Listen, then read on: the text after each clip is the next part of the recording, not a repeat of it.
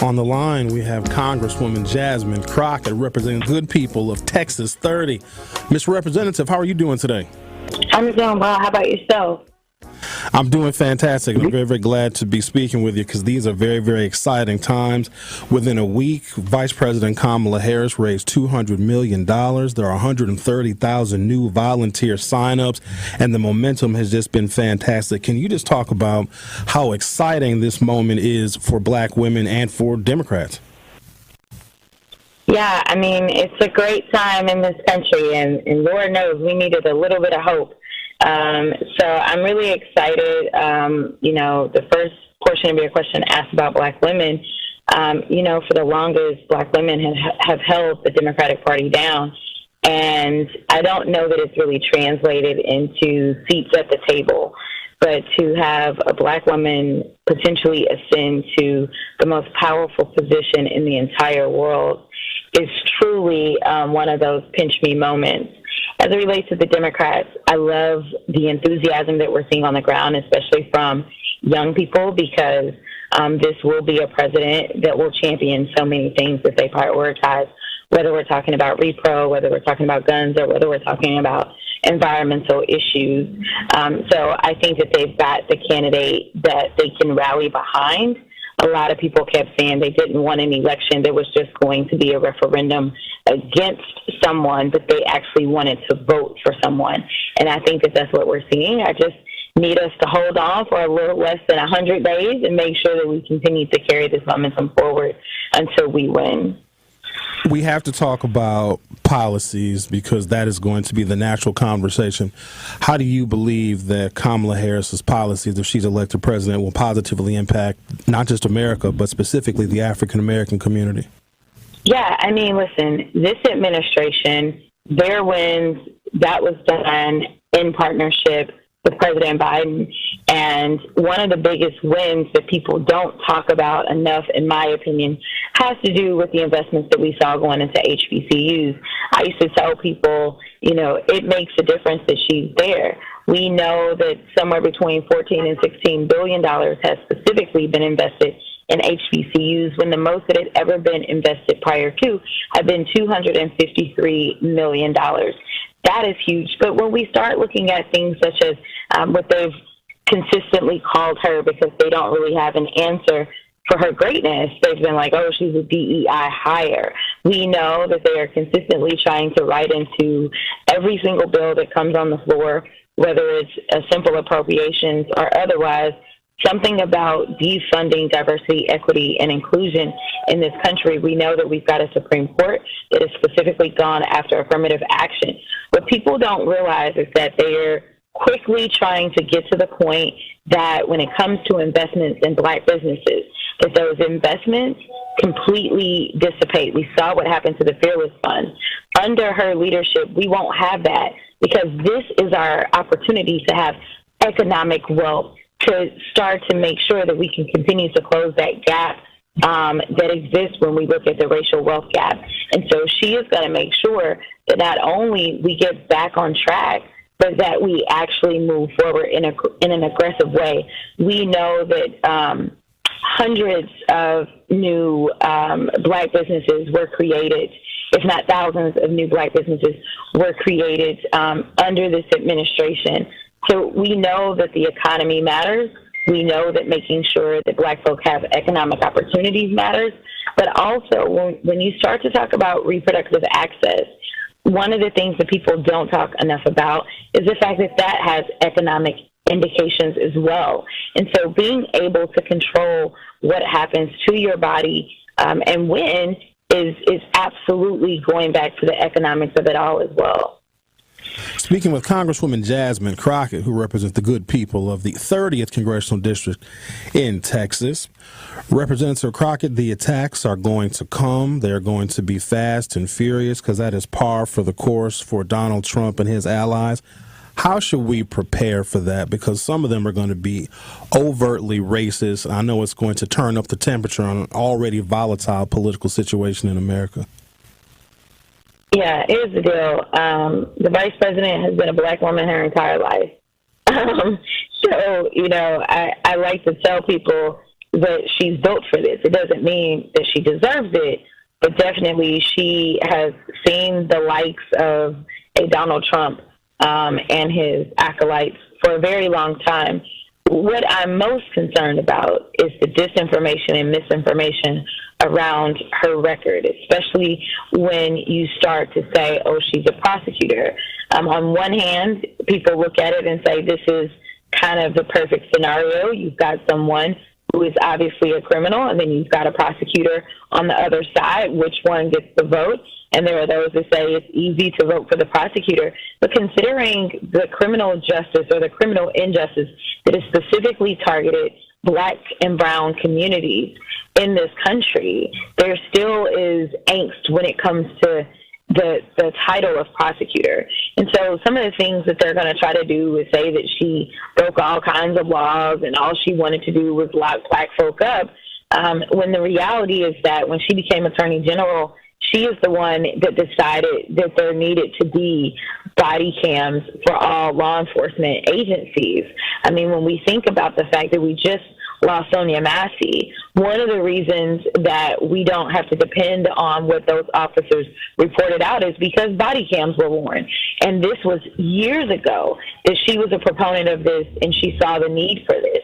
We also know that she wanted to make sure that people got second chances, and she didn't want them to have the scarlet letter on their chest because, unfortunately, Donald Trump is the only person that somehow gets to fail up once he ends up with a felony. But we know that in this country, that's not the norm. We know that normally this means that you won't have access to housing or education or even jobs. So she understood that a long time ago, and she was a progressive prosecutor. Now, the reality is that we all want to be safe, so some people end up going to jail because they just break the law. But sometimes it's just about being smart on crime, and that's the type of prosecutor she always was. And I hope that we can continue to dispel and continue to research her record to make sure that people are not starting to repeat and parrot what the right is going to say about her when it's inaccurate. Congresswoman Crockett, from your perspective, just how bad is JD Vance, Donald Trump's selection for his VP, his running mate? I think he's great. He is a gift to us as Democrats that are trying to save our democracy. When they were going through his short list, I have to be honest, I was very nervous that somehow they would get smart and pick Nikki Haley. And I was very concerned. You talk about unifying that party. Nikki Haley was the candidate that would have done that. But when he decided to pick JD Vance, that's when I realized that Trump, again, is not about making decisions that are best for his party or, at this point, the cult. He's about doing what is best for him. And JD Vance made it clear that he would do what Mike Pence would not do. And as Donald Trump is already laying the foundation to potentially try to steal yet another election. And, you know, we know January 6th they tried to perform a coup. And thank goodness that Mike Pence believed in the very fundamentals that built this country and would not participate, but JD Vance would. And so that's why it's really important that we that Donald Trump, that we pay attention to Donald Trump's motives and what he's done. But in addition to that, you know, in a year that I would categorize as a year of the woman, because of the attacks that have been lodged against women, whether it's been just directly in our faces or whether it's been with policy, to double down on that and get a guy that is so anti-woman on this all-male ticket is truly a gift. I think that it's going to energize suburban women and inner-city women and rural women to come out and vote against this guy, attacking us, those of us that are single, and basically saying that we should not have a say-so in what happens in this country because we don't have children. All of these things are just terrible, not to mention he's just weird. All of the weird stories that have come out, whether it's about couches or dolphins, it's just weird. There are Trump supporters on election boards that have agreed they're not going to certify certain counties, which could prevent some battleground states from being certified on November 5th. How do we get out ahead of this? Yeah, I don't know that we get out ahead because it seems like we're already behind. It's one of the reasons that, I have consistently stressed it's not good enough to kind of just show up once every 4 years and just show up for the presidency. We've got to make sure that those that are being elected at every single level, that we're paying attention and we're putting the right people into place.